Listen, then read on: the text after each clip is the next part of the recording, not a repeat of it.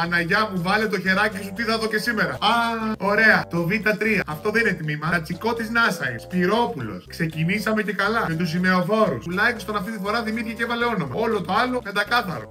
0. Νοικοκύρης. Γεωργίου. Συνεχίζουμε τους επιστήμονες. Έχει γράψει ο για να δω. Σας παρακαλώ, κυρία, μην με μηδενίσετε και μείνω στην ίδια τάξη. Αυτό μάλιστα. Είναι σοβαρή απειλή. Έτσι μου και θα του βάλω άριστα. Ποιος ήταν πρωταγωνιστής της Γαλλικής Επανάστασης? Λέει εδώ το κάζο. Κιλίαν Εμπαπέ. Ποιος στρατηγός είναι τώρα άραγε αυτός που μου διαφεύγει εμένα? Θα ξεχάσουμε και αυτά που ξέραμε. Κουλουράκι. Φουρνάρισα θα γίνω σήμερα. Θα πάει το κουλουράκι σύννεφο.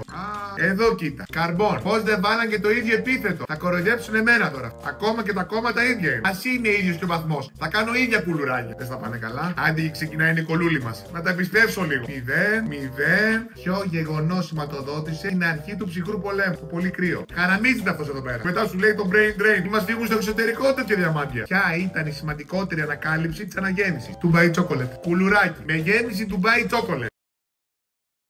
Νομίζω μου φύγει η μοιοπία με αυτά που έχω δει. Τι το ήθελα εγώ το δημόσιο σχολείο και τσακωνόμασταν να μπούμε. Καλύτερα να μην διοριζόμουν ποτέ. Πού να ξέραμε. Έπρεπε να βάλω βίσμα να με κόψουν. Τόσα χρόνια δασκάλα τέτοιο πράγμα δεν έχω ξαναδεί. Πού το έχω κρεμασμένο το πτυχίο μου να το σκίσω. Συγχύστηκα τώρα. 0 όλοι.